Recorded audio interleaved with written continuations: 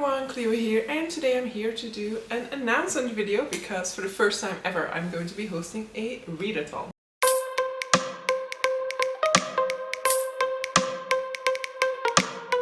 So, in the month of July, which is my birthday month, I thought it was suitable to do it during my birthday month to make that month even more fun. We're going to be doing a readathon which is game-based. So it is GameNightAthon, and basically I already have an idea for a second edition featuring a different game. I cannot be for sure saying that I'm going to be doing a different game every single edition, but who knows, maybe that will end up being how it goes down. Definitely edition 2 is going to be different from edition 1, but edition 1 is based on a game that I don't even know whether it is a global game, whether it has been exported or not. I only know the Dutch version of it, which is called Keer om Keer. Now, the aim of the game is it is an individual game, so you will be playing by yourself in order to rack up as many points as possible and potentially win the entire readathon, but specifically our goal is just to have a fun way of choosing what we read and of kind of strategically trying to choose books that will earn us as much points as possible. In total there are quite a number of spaces to be filled, and so for somebody who reads a whole ton of books it might be possible to fill up the board, but for most of us, for me for example, it will definitely not be possible to fill up this entire board. It is more a fun way to try and gain as much points as possible, and I'll be interested to see people take different strategies when it comes to that. Now, starting with the basics. The basics is that you are going to be choosing books to read, and each book that you read will be counting towards spaces on the board. So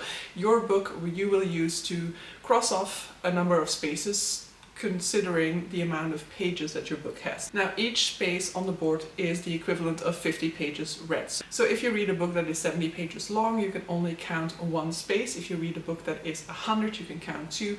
You read a book that is 101, still only 2 spaces. So every time you pass a 50-page mark, you can add an extra space to it. The books that you are reading do have to count for certain prompts. You will have a number of prompts to choose from every single time. However, you, for strategic reasons, might be more inclined to choose certain prompts over others. So that is a basic premise. You are just reading. Every 50 pages can earn you a space to be crossed off, and that will rack up points. But there are ways to earn bonus points, and that is where the strategy will be coming into play. So, as I indicated, this is our board that we will be playing with. I made 2 versions of this. So there is a traditional colored version of this, in which we have a grid of 15 columns and 7 rows. Each space will have one of the 5 basic colors, which are green, yellow, blue, red, and orange. And as you can see, on some of these there is a black dot.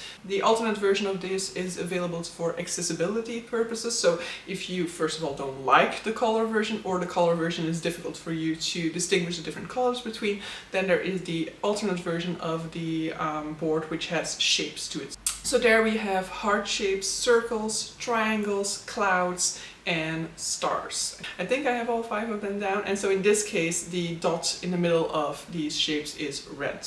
As I indicated, these 2 different versions just exist for accessibility reasons. They are exact reproductions of one another, so green is the heart shape, for example. So what is green on one version of the board will be a heart on the other one. There is no difference when it comes to these 2 boards, so there is no strategic gain to be had from choosing one over the other. It's purely for accessibility reasons. So, as I indicated, it is a grid consisting of 7 rows and 15 columns, meaning there are 105 spaces on the board, meaning if you read 50 pages for each one of these, you would need to read 5,250 pages to be able to fill the entire board up, which for quite a few people is achievable. However, there is a catch, and we will get to that when I explain more of the gameplay.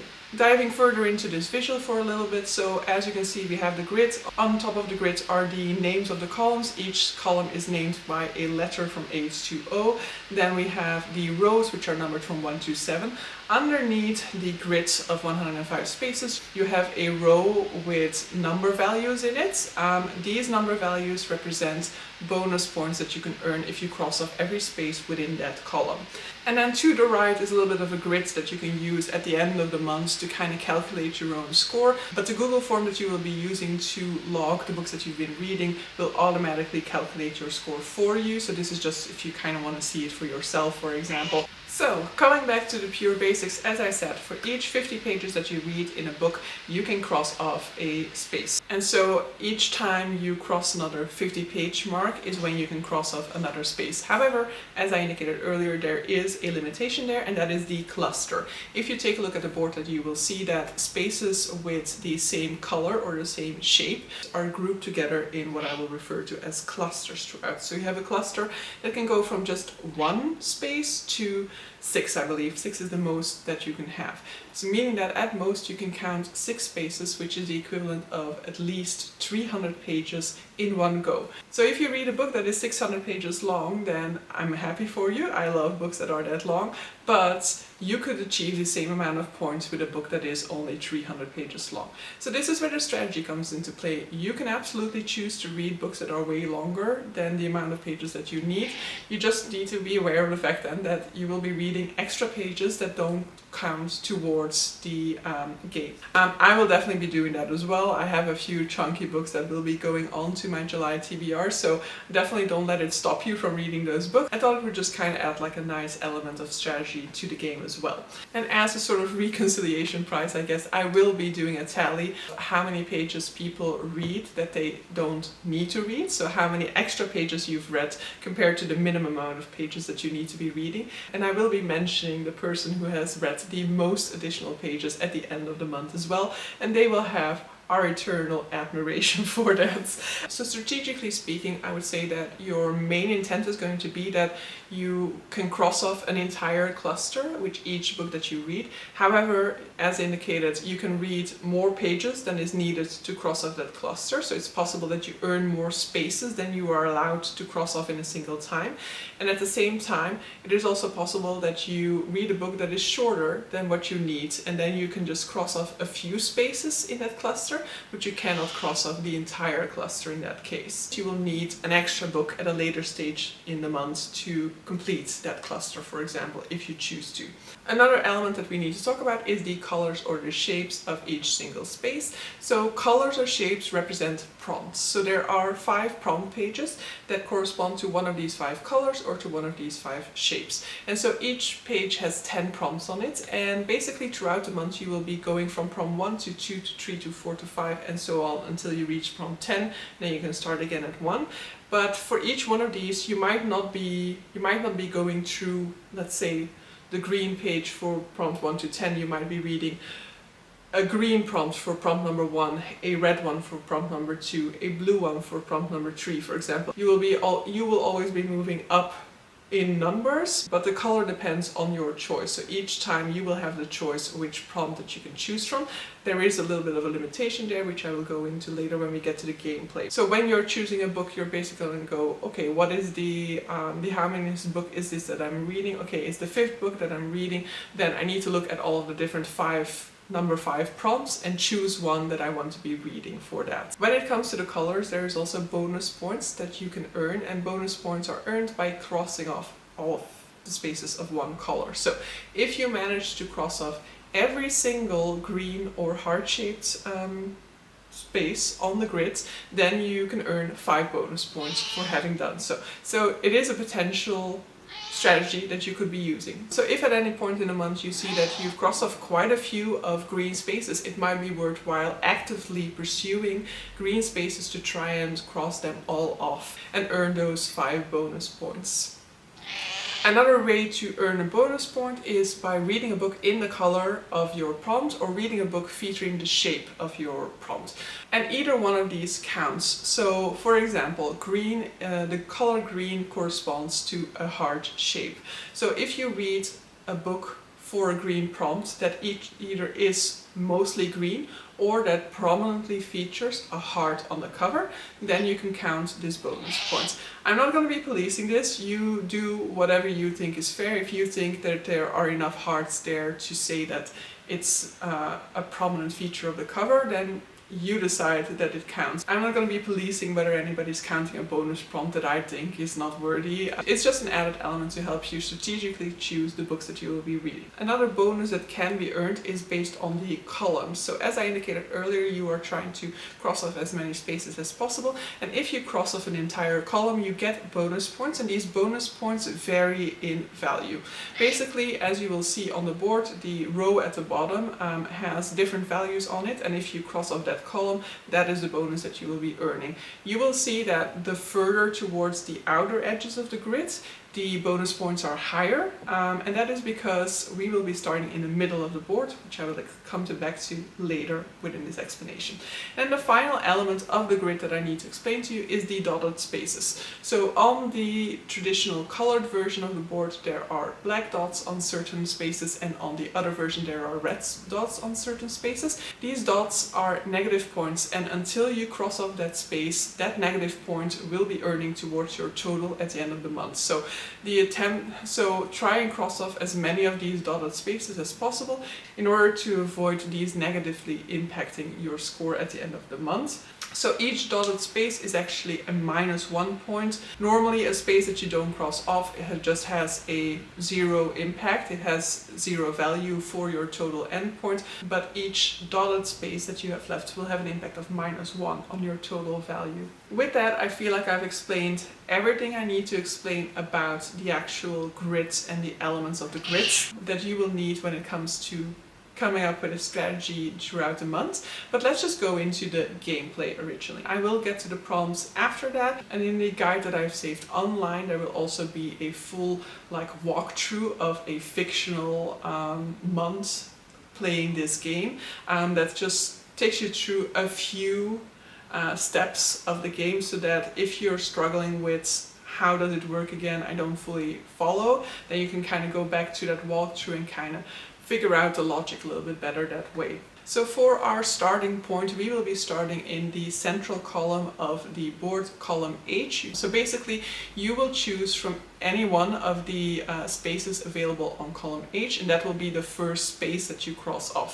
So basically for your first choice you have all 5 colors or shapes available to you, so you will look at number 1 prompt of all 5 of these and kind of figure out which one best suits you, but simultaneously keep in mind the length of clusters. So you will be starting in column H, but that does not mean that you are limited to column H within your first read. Your first read can count for any cluster that starts in column H. You just need to make sure that you at the very least cross off 1 space in column H that first time around. So basically your choice will depend on a prompt that you like, as well as a page length that can earn you as many spaces as possible. Now when it comes to crossing off spaces, the main thing that you need to take into account is that after your very first space, which you can put anywhere in column H that you want to, you need to be crossing off a space that is either vertically adjacent to that one or horizontally.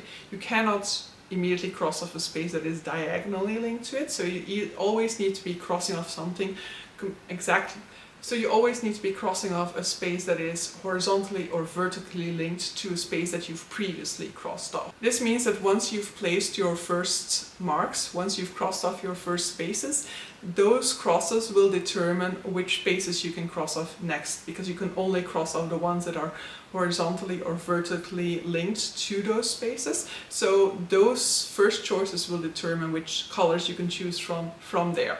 Now I know that sounds somewhat complicated because I cannot really make that sound more easy, but I hope that with putting some visual aids on the screen, I've made it a lot more clear. So based on whatever choice you've made in your first round, you now know which colors you can choose from. Most often you will still have access to most of the colors. Maybe sometimes you only have access to 4 of them instead of all 5, and especially as we get to the end of the board, if you get to the end of the board, then you will be more limited in the amount of colors that you can choose from, of course. And so based on the colors or shapes that are available to you, you will choose from those particular prompts in order to decide on your next read. And then, as I said, based on how your month is going, you will be making strategic decisions when it comes to, for example, trying to cross off columns or trying to cross off every possible space for one particular color or shape, for example, you can decide that because you don't do much reading,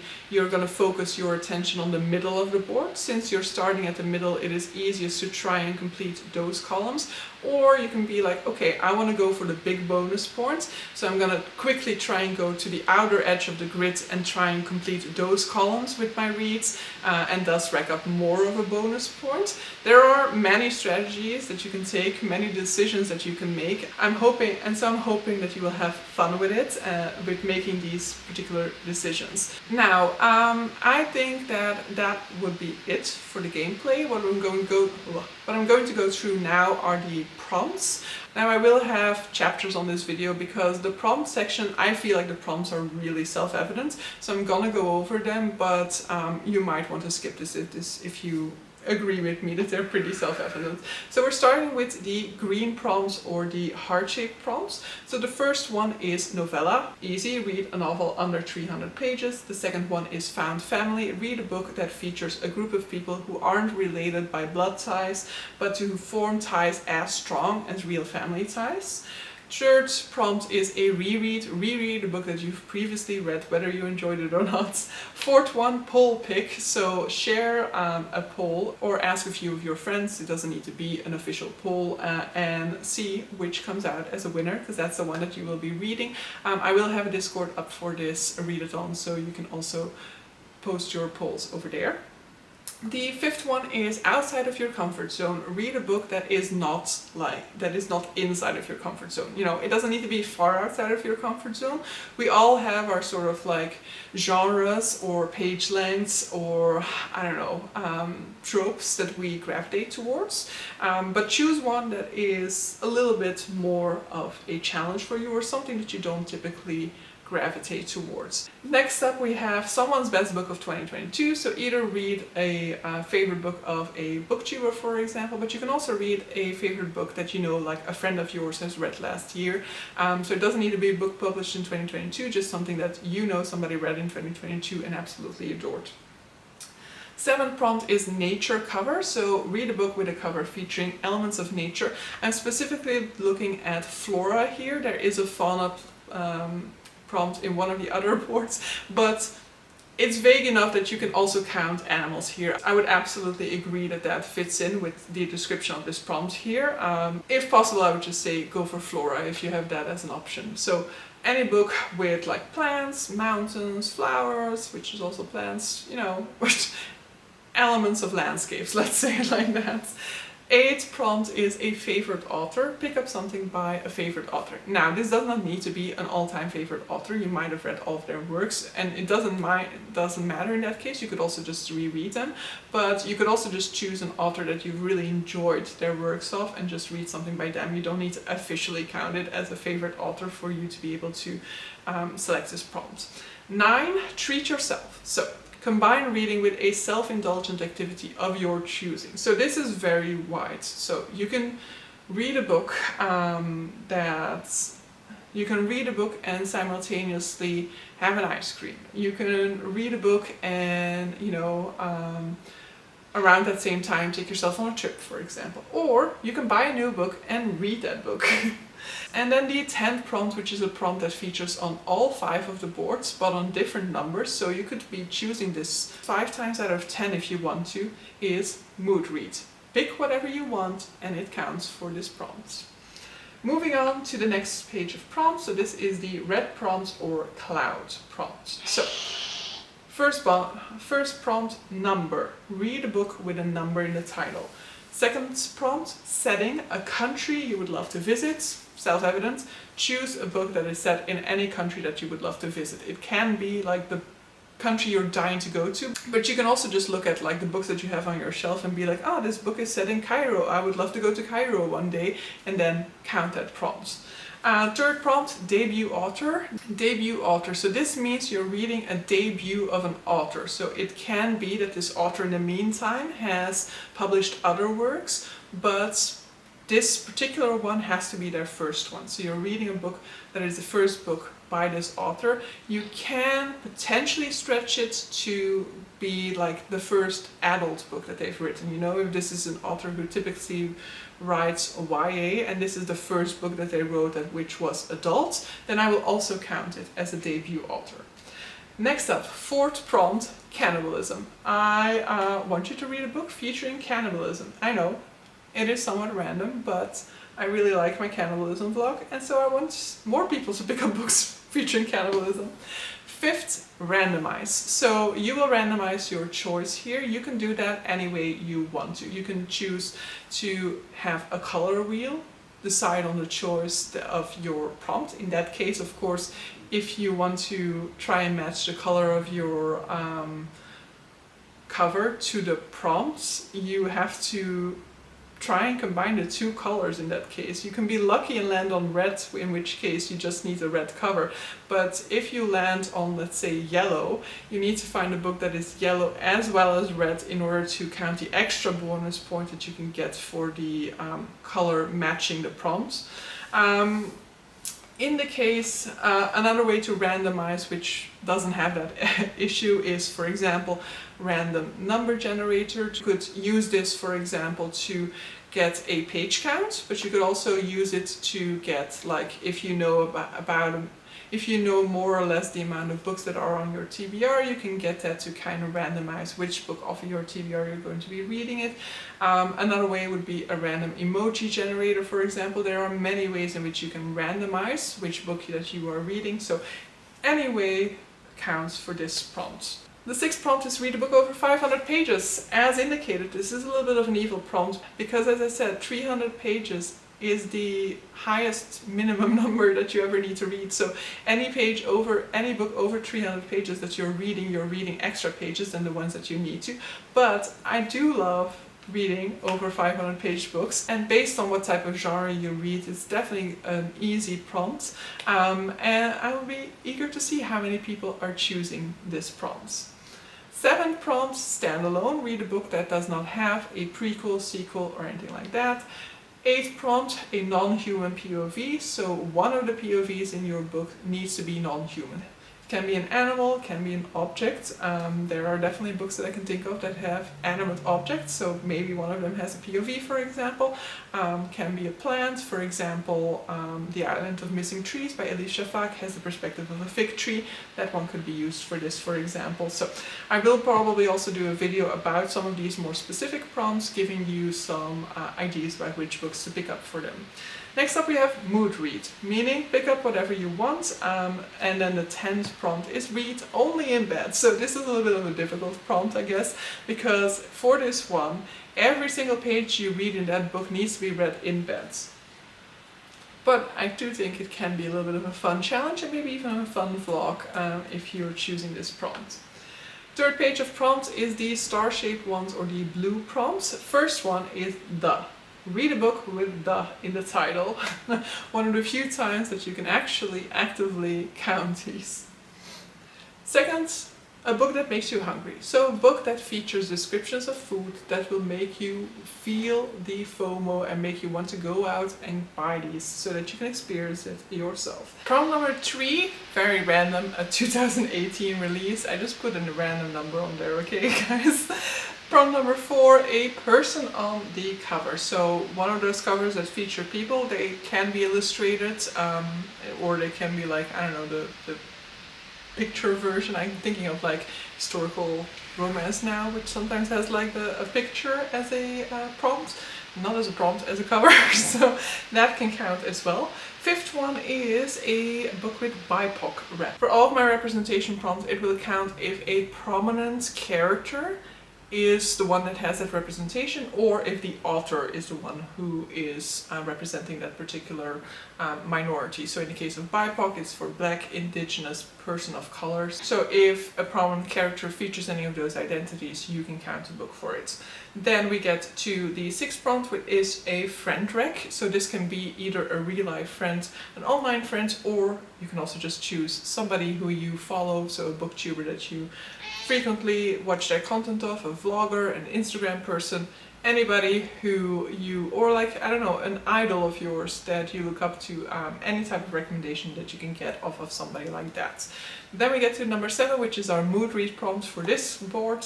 Number 8, setting water. So a book that has a water setting. Either it's going to be a book that, for example, features pirates, so it takes place on the ocean a lot of time. But it can also be a book that takes place in an aquarium, for example. A book in which, I don't know, somebody just really loves to drink water. I don't know. Anything that heavily features something that you associate with water, then you can count as prompts. Number 9 is first-person POV. So the book needs to be written in first-person POV. I do mean only first-person POV in this case.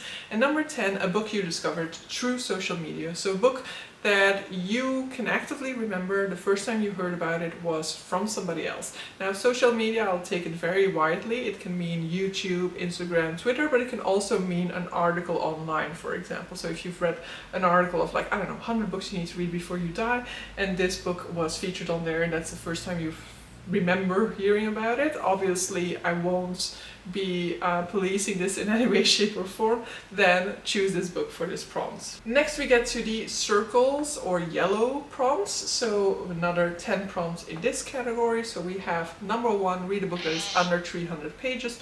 So the only thing that you cannot use this prompt for is to fill a cluster of 6 spaces, because you need 300 pages for that, and that would not fit this prompt. So if you have a cluster of 5, for example, then this prompt would be ideal to fill it with.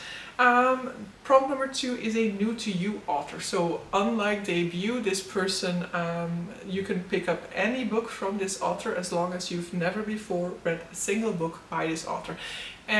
One exception that I will allow for that is if you've read a short story of them, then I will allow for you to count a full book of them.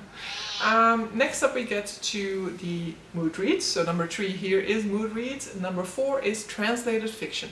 Pick up a book that originally is written in a language. Well, pick up a book that originally is written in a language other than English. Now, obviously, translated fiction isn't always translation into English. The reason why I'm choosing it like that is because I want to put emphasis on books outside of the English language markets. So books that were not originally published in English, because those types of books tend to get less attention, tend to be less widely read. And so there are many choices that you make there, and almost anything that you like to read, you can find a version of that type of literature that was originally published in a different language, and I kind of want to push you guys to do that. The one exception that I will allow is if you are somebody who almost solely reads, let's say, German literature. If you always read literature that was originally published in German, not English books translated into German, then I will allow for you to read a book that is actually coming from a different language than German, for example. The main goal here is to intentionally look at the origin of the books that we are reading. And so if we very often read books coming out of the English language, then we'll choose a different language for this particular book. Obviously, you don't need to read it in that language. You can read it in whichever language best suits you. Number 5, coming of age. So read a book featuring a young character who grows up throughout the book. The character does not need to be an adult by the end of it, but it needs to have gone through some sort of a growth process that is linked to, childhood, gaining confidence, growing more aware of oneself, learning to stand up for oneself, and those types of things are character growths, which are very much associated with young characters. And so pick any book with a young character that goes through some sort of a personal growth throughout. Number 6 is another one that you can choose whichever book you want to for. So it's consume a comfort beverage. So while reading this book, you will pick up something to drink that you really enjoy, or that you find soothing or invigorating, depending on what type of mood you want to go for. Considering how warm it is over here, for me this will be more like a cocktail, for example. But for somebody who is experiencing more colder weather, what we more typically associate with a comfort beverage is something like a hot chocolate. But in this weather I'm definitely not going to be drinking hot chocolates. Number 7, animal on cover. So this is the reason why I said earlier that I meant flora when I gave the nature cover prompt. So for this one there is no ambiguity. This only counts if there is an animal on the cover, but I will say that mythological creatures also count. So a creature that we don't have any proof of having ever existed on this planet, like a dragon, can still count for animal on the cover. Number 8, queer rep. As indicated earlier, this counts if a prominent character in the book is queer or if the author is queer. Now I'm using queer here in the general sense of any type of LGBTQIA+ representation. I know that the term isn't used by all people in that sense, but that is how I'm using it here. 9, continue a series. So read a book in a series that you've previously started. If you don't have any, I mean, how? But then you can start a series in that case. 10, a TBR veteran, so read a book that's been on your TBR quite long. You know, that is very relative, it depends on how long you keep books around. Up until a year ago, that would have been a long time for me as well, but then I reached 0 TBR in June, so for me, the oldest books currently on my TBR are from July, but I'm hoping to not have those anymore by July, so I will potentially be reading something that I purchased in like August or September last year. Some people might even have no TBR at all. If you don't have a physical TBR, then choose something that you've been meaning to read forever. You know, I think most of us have these types of mental list at least of books that we want to get around to one day. So in that case, pick up something that you've been meaning to get around to forever and allow yourself to finally read it. And then the final set of prompts, the orange prompts or the triangle prompts. The first prompt here is mood read, pick up whatever you want. Second prompt is a favorite genre. It doesn't need to be like your main favorite genre, it just needs to be one of your favorite genres. Third prompt, non-fiction, read a book that is a non-fiction. For this, of course, memoirs also count, because I typically tend to forget about them when I think about non-fiction, but that is definitely also an option when it comes to reading non-fiction. Fourth, read outside, so you're going to be reading this book mainly while sitting outside. Please note that unlike the read only in bed prompt, this one does not say that you need to only read it outside. You can differentiate, but at some point at least you need to be reading outside when you're reading this book. Next prompt, so the fifth prompt is a second chance author. So this is an author you've previously read from, but their previous book did not really convince you. So their previous book is either a book that you did not like or a book that you kind of felt like meh about. You didn't really have like any sort of a... the book didn't really have any sort of an impact on you. It was quite forgettable, but try something else by this author to see whether maybe it was just that one book and maybe you like this author more. Sixth book is recently hauled. So a book that you've recently acquired, recently been gifted. I mean, this is self-evident. If you don't have any books as previously indicated, then either allow yourself to buy something or like go to the library and get something from the library. Seventh prompt, disability representation. So as previous representation prompts, read a book that features a prominent character with a disability. Mental health representation also counts in this case, or a book written by a disabled writer or a writer who has openly talked about their struggles with mental health. And then we get to number 8. Prompt 8 is adaptation. So read a book that has an adaptation. So could be a manga adaptation, a TV adaptation, movies, games inspired by it. And it does not matter in which direction the adaptation goes. Most frequently the adaptation goes from book to other media. But there are also cases where a book was inspired by something else. Let's think about, for example, Charmed has a lot of books that were inspired by it. Another famous example of that is 2001: A Space Odyssey, which was first a movie and then a book was created surrounding it. Then we get to prompt number 9, a one-word title. Pretty self-evident. Only one word in the title. The counts in the word count. So you cannot have the overstory, for example. It needs to be something like Skyward. One word. And then the 10th and final prompt is an indie or self-published book. So a book published by the author themselves or by an independent publisher. which I also always struggle with what is indie and what is not, so I can understand this also can create some confusion, but basically if you go to like the Wikipedia page for the publisher, you can typically find if they belong to a group of publishers or not, and then that way you would be able to find out if it is indie or not. So I believe that with that we've gone through all necessary elements in order to be able to play the game. So you will be starting in column H, you choose one space to cross off first, and then any other space that you cross off afterwards needs to be horizontally or vertically linked to it. Each prompt can maximally count for the amount of spaces in a cluster, and then throughout the months you will be trying to earn bonus points through your choices. So if you either by completing columns, by crossing off every possible space in a particular color or shape, by eliminating those dots on the board, or by matching the cover of your book to the category of the cluster that you're trying to fill.